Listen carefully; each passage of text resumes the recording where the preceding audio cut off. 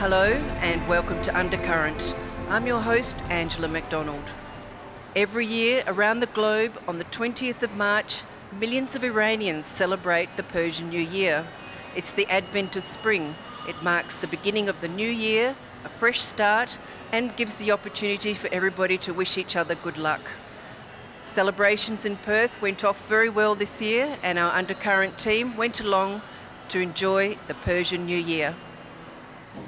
March 21st is celebrated as the first day of spring in Persian culture, known as Nowruz.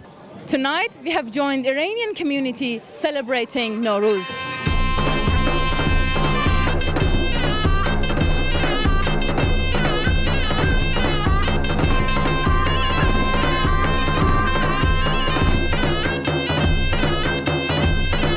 What are you expecting from tonight's event? You know, it's not kind of big expectation, just trying to gather more community members together, celebrate the New Year, because we are far from home, and the only thing we are trying to do is just, bring up those cultures out and just remember them again and show it to the next generation. That's what we're going to do. That's right. Would you expect more members for next year? Oh, definitely, because, as I said before, it's a kind of members' activity for the community. Exactly. You want to say it in other words, it's kind of activity for our own families. So it's kind of just invitation to all of them to come and join us. Thank you very much. Have a great night. Thank you, you too.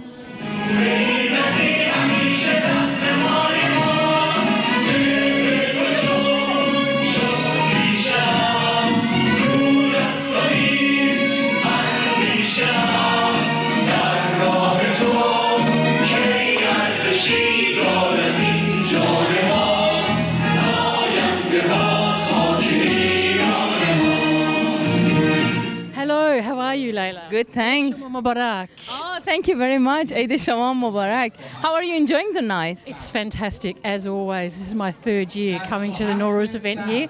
Absolutely love it. It's getting bigger and brighter and better every year. That's very nice. What would be your opinion about the value of having such events? These events are invaluable to our multicultural community to be able to share what the cultural heritage is of countries where we come from.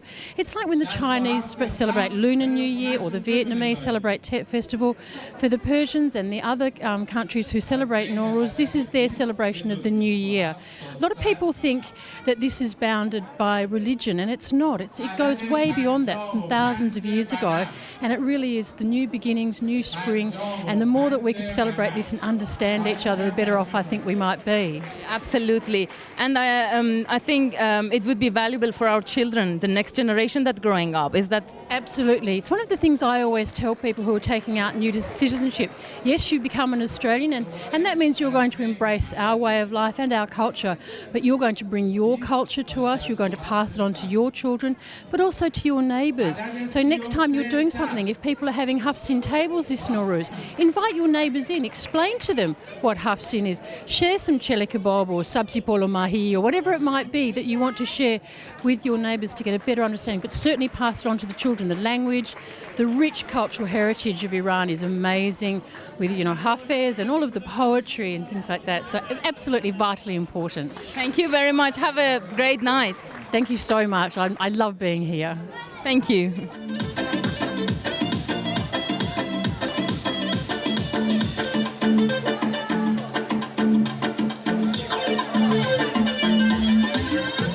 Hello.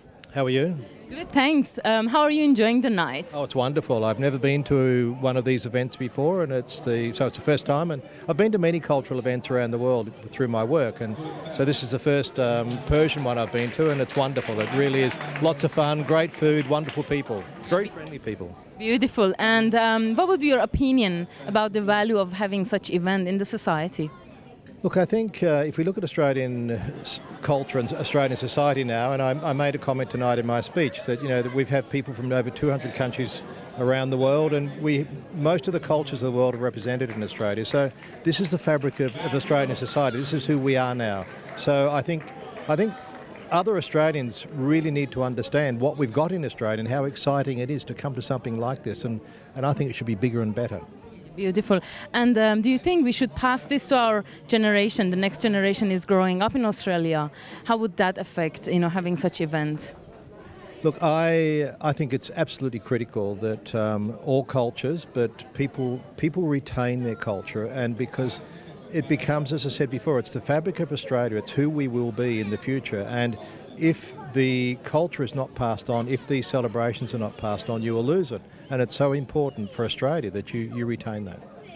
That's beautiful. Thank you very much for your time, and hope you have a beautiful night tonight. Thank you very much. Thank you. Leila Haydarwand, reporting for Undercurrent.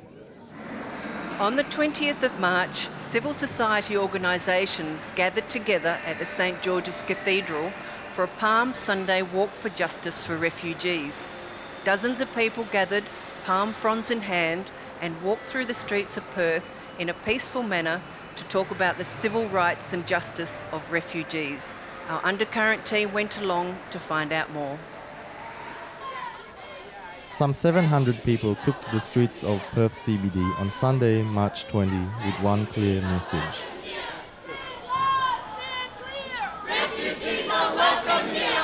Organised by Justice for Refugees WA and the Uniting Church of WA's Justice and Mission, the Walk for Justice for Refugees was aimed at showing dissatisfaction with the federal government's current asylum seeker policy. People from all walks of life took part in a peaceful protest through the streets of Perth. The rally was one of 8 held in capital cities across Australia. Proceedings began at the footsteps of St George's Cathedral, and hosting a rally in front of a church was appropriate, especially with the annual rally taking place on Palm Sunday.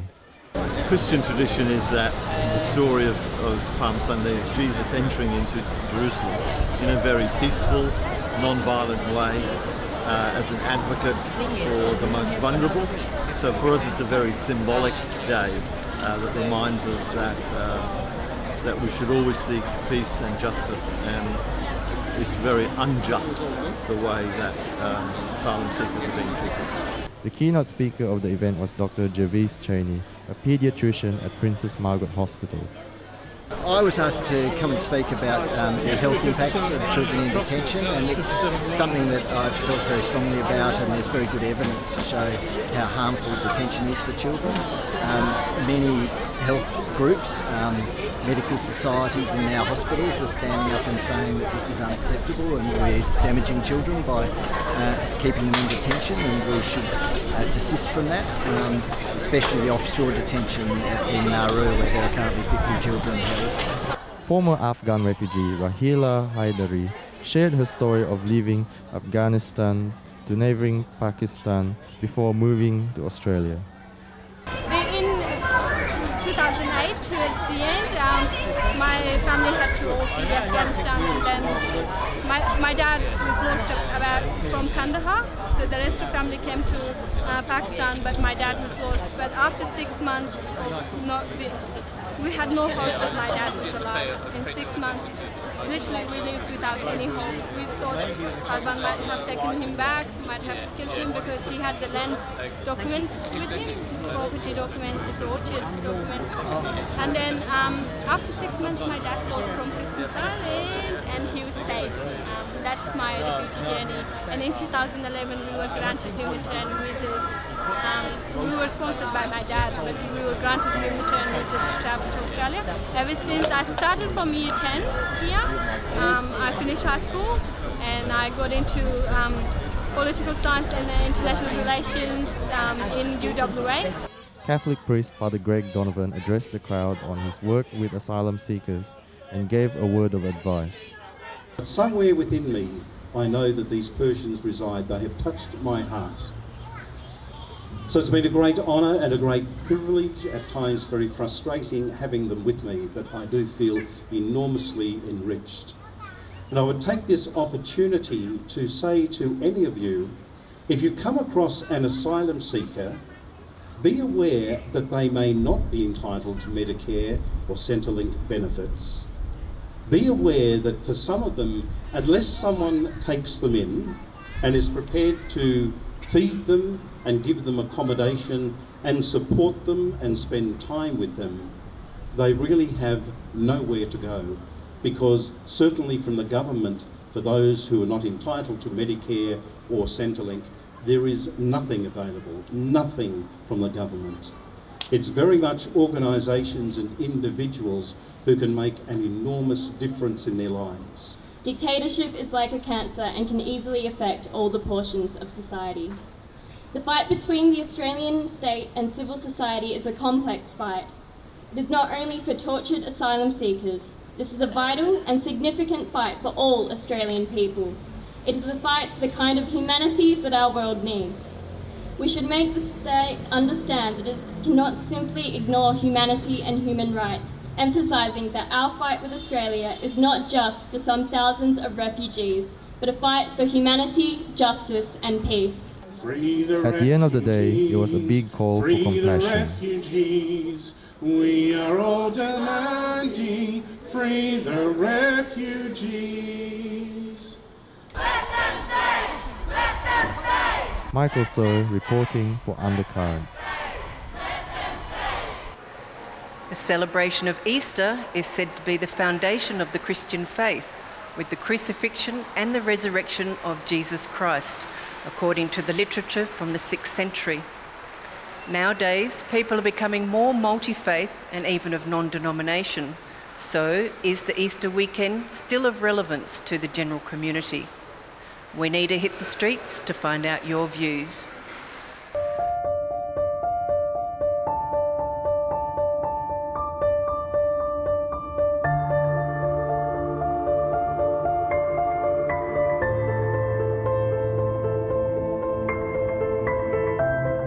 We are celebrating the Easter holidays, but do Australians know what Easter means? Today we ask people of Perth if they know. What is the Easter break?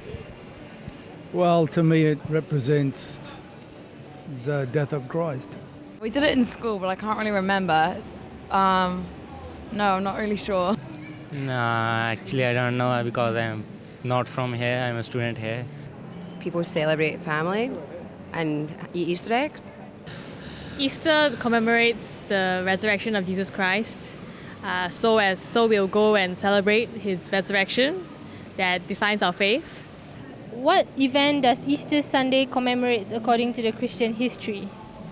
Is it not when Jesus was put in the cave and the stone was rolled and the stone was rolled back across? It's religious anyway. Resurrection or something, I don't know, something like that, yeah. When Jesus rose from the dead. No idea. What about Good Friday? Yeah, that's when he was crucified. Good Friday. No. No, I don't know. Sorry, I'm not religious. It's like the end of Lent, isn't it? Good Friday is the day that we remember the sacrifice that he has made on the cross.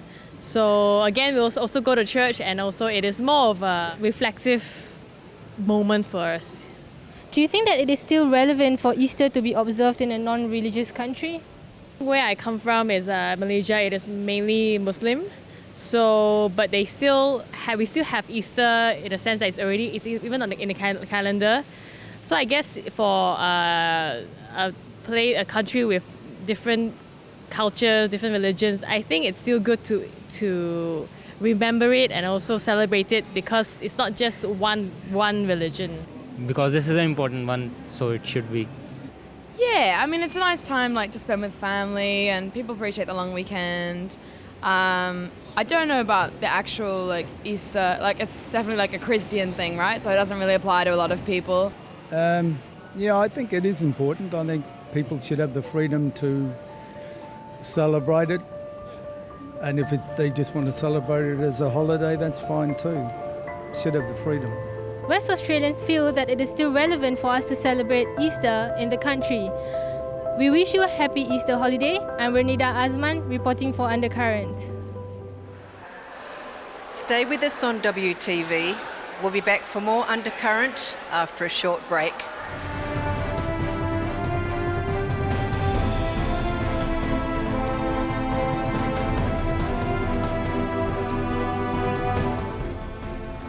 The Stations of the Cross art exhibition is an Easter tradition.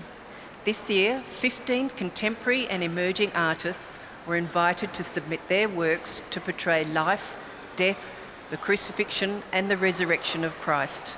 Our Undercurrent team went along to look at the meaning of life, mortality and transformation.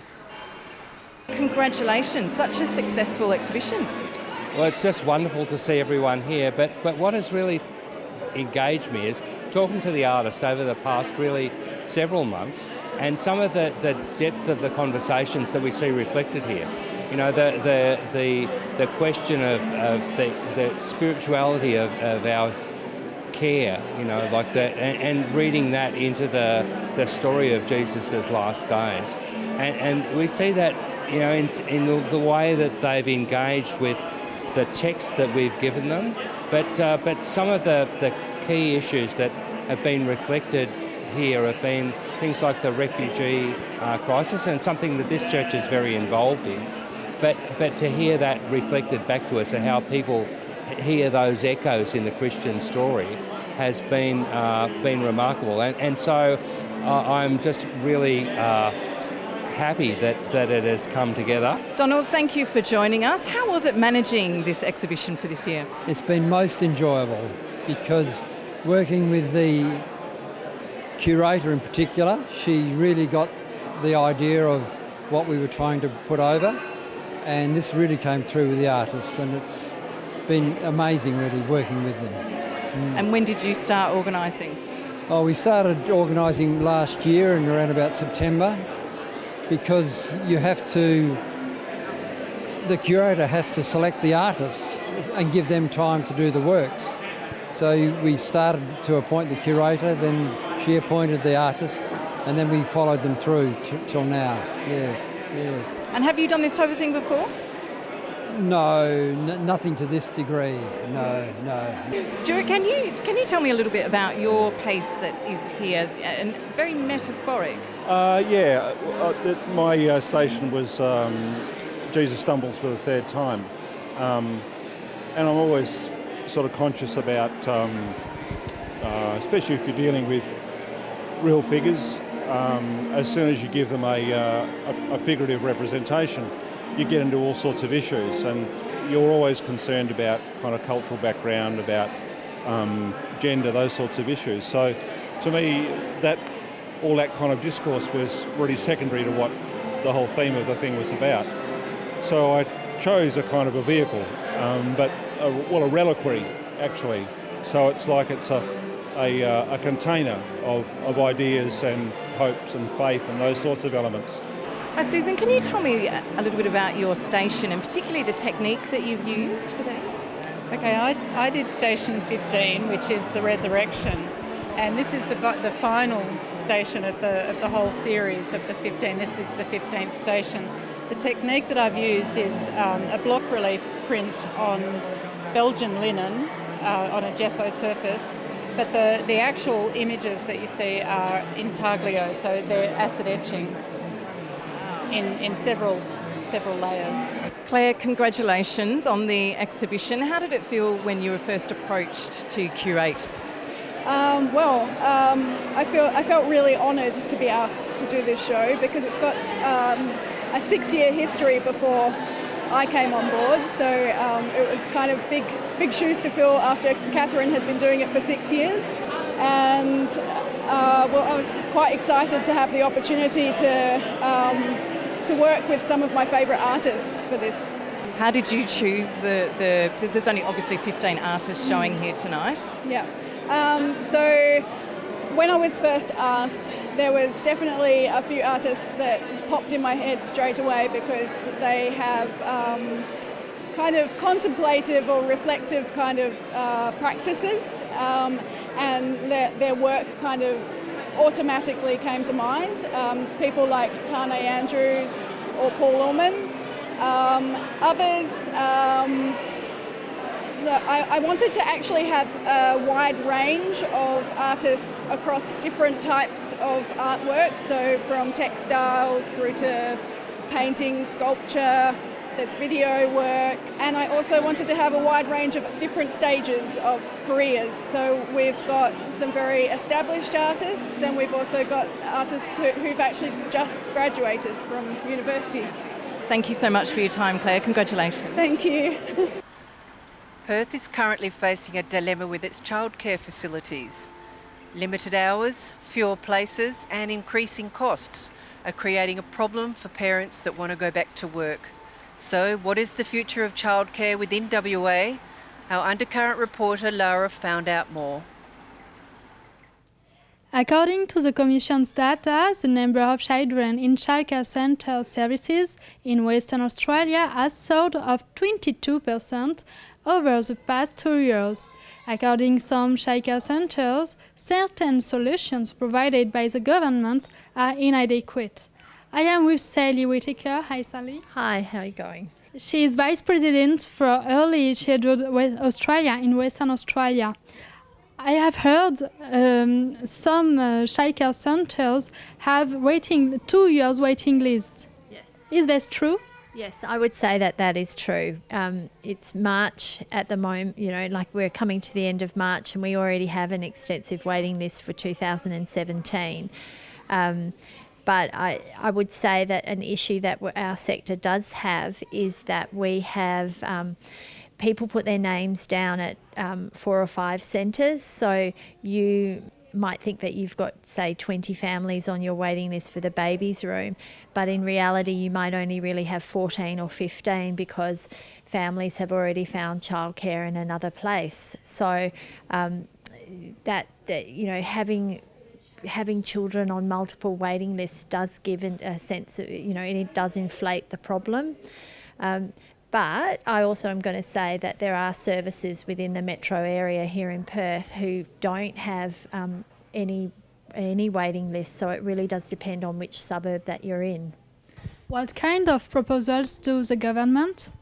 Okay, so our government currently has a package before the Senate, which they've called a families package, where they're combining the childcare rebate and childcare benefit. So they're combining all the payments that families receive, and they're going to implement a thing called the activity test. So some families will miss out on the opportunity to come to early childhood education and care because they won't meet the criteria for the activity test.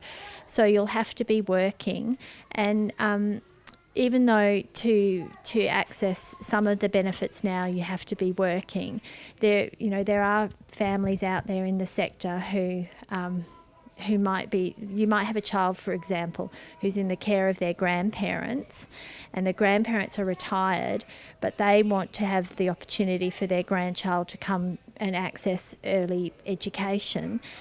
But they won't meet the criteria because they're not working, so they won't be able to access that. And there are other families who are, like student families, who every child has the right to early learning, and this new package, this new activity test, is going to be a bit cost prohibitive for people. So, I don't think that's a particularly good idea. And what could be a good solution?